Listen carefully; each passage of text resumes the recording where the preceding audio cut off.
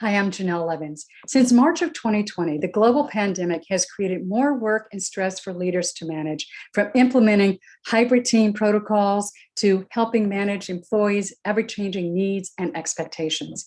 The past few years of exhausting emotional work has had an impact. Leaders are leaving the workforce.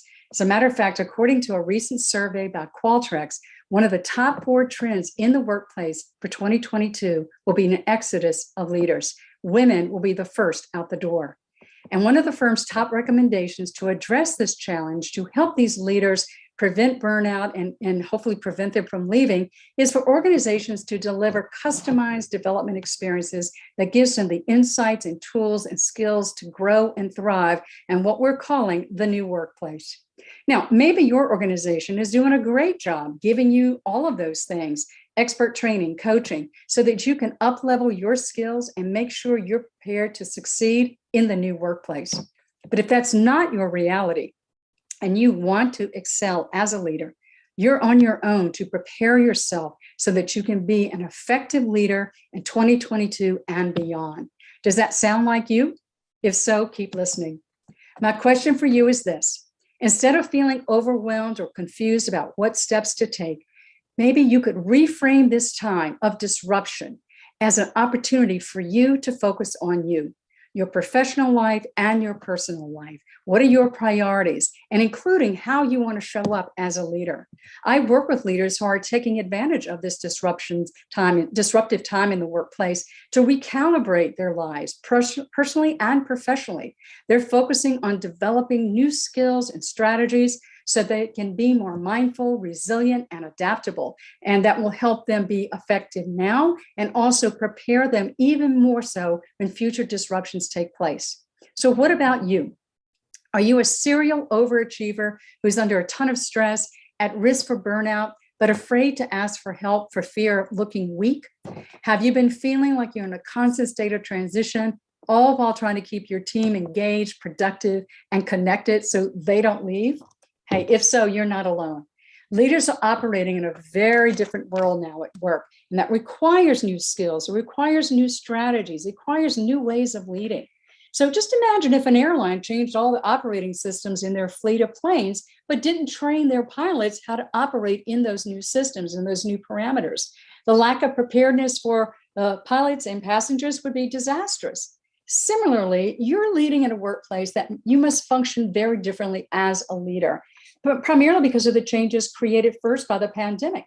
You're dealing with additional stressors and different expectations, beginning with even your boss, your team members, your colleagues, your customers, basically anybody you interact with at work. So the good news is it is really well worth the effort for you to take a pause, to invest some time and resources in developing yourself to be the best leader you can be. So doing this will immediately help you feel more confident, calmer, adaptable, and resilient. And you'll also position yourself for some financial success in the future. Let me explain. Companies will pay big bucks for leaders who can do all of those things and who can help navigate massive challenges in the workplace right now, such as keeping employees from leaving during this time that we've actually called the Great Resignation. So it's up to you to take action to become the leader that you want to be, a leader that organizations will fight for, that employees really want to work with, and that colleagues trust and respect at the highest level. The truth is, we all get to create our future reality, right? So I want you to imagine for a moment how you would feel if you could do the following things. If you could communicate so well with others that you minimize conflicts and reduce the number of problems that would end up on your desk so that you actually have more time outside of work to do the things you love to do. And what if you could address difficult performance issues with team members with empathy and ease in ways that strengthen your relationship and trust instead of fearing that your well-intended feedback conversation would somehow strain or damage your relationship? And what if you can make small changes now in your life that would ultimately elevate your visibility and expand your career opportunities without taking more of your personal time? And what if you could strengthen your ability to manage anxiety and overwhelm and minimize distractions so you could focus your attention on what mattered most? so that you live and operate for a place of calmness and clarity instead of chaos.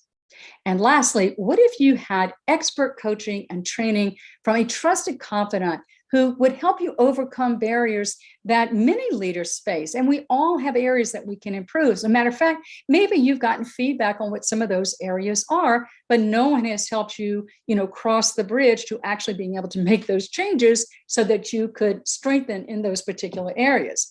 And we know that insecurity about our ability to do anything, particularly to lead well, can make us feel like an imposter, even if we look like we have it totally together on the outside. So it is possible for you to experience these good feelings that I just outlined, and so you can thrive at work and at home. So I'm encouraging you to take advantage of this disrupted time in the workplace to break some old patterns, to learn some new things, to reset your priorities personally and professionally, and to reskill yourself to lead with confidence in the future. So to get you started, I want you to consider taking one of the three possible paths that I'll share right now.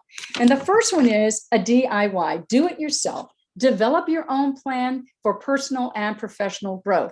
A lot of people try this and they read a lot of books, they take a lot of classes, they attend webinars, do self-assessments, and come up with their own plan. The downside to this particular plan is that it's very time-consuming. The other thing is it's challenging to self-assess your own strengths. So if you're not clear about the areas that you are strong in and the areas that you could actually develop to be a more effective leader, you could focus on the wrong things, right? And that's just going to delay your success, delay you being a more effective leader, and delay future promotions and career opportunities. Now, the second path to consider is to work with a coach that's recommended by your inner circle. A lot of people recommend their coaches. They've had such great outcomes with them, and they want to share that expert with their friends, which is great. But keep this in mind, what your friend got out of working with a coach may not be what you're looking for. And if you want to experience the things that I just outlined and to be a more effective leader, you want to make sure that you're working with a coach that has training and a specialization in leadership, emotional intelligence, and ideally mindfulness. Why do I say that? Because I know from my own work with leaders and research that those are three core areas that today in the new workplace, leaders really need to succeed. And the third path to consider is to work with me. I can help you grow as a leader and become more successful right now. I am an experienced leader who's held several senior level corporate positions prior to starting my own leadership development firm over 20 years ago. I specialize in leadership, emotional intelligence, and mindfulness training and coaching. I work with thousands of leaders in helping them first develop their emotional intelligence, and then the second step to actually use it in things like how to have a difficult feedback conversation, how to deliver bad news, all the things that leaders have to deal with. I've helped women executives really develop their leadership skills to the place that it raised their visibility, got them noticed without them having to spend more hours at the office. Now, I can also save you time and effort because I have developed a proven approach for helping high achieving women, particularly, get crystal clear about what they want in life. What do they want personally, professionally, and then creating a plan to get it and develop the right skills that they need to be the leader that they want to become. And that helps them become very much sought after by other organizations, and getting back to that financial success. Now, the women that I've worked with have shared with me that as a result of our collaboration, that they have greater work-life balance, that they have fewer problems on their desk, and actually more time in their life to do the things they want to do. I've worked with female CEOs, chief learning officers, chief HR officers, and women in other senior level corporate jobs to help them achieve amazing outcomes that improve their life both professionally and personally. So let's talk and see if I can help you on your leadership journey so that you can have your best years ever beginning in 2022. If you want to set up a call, just go to the link here underneath the video and we can find a convenient time to talk and see if I can help you. But take care and take action.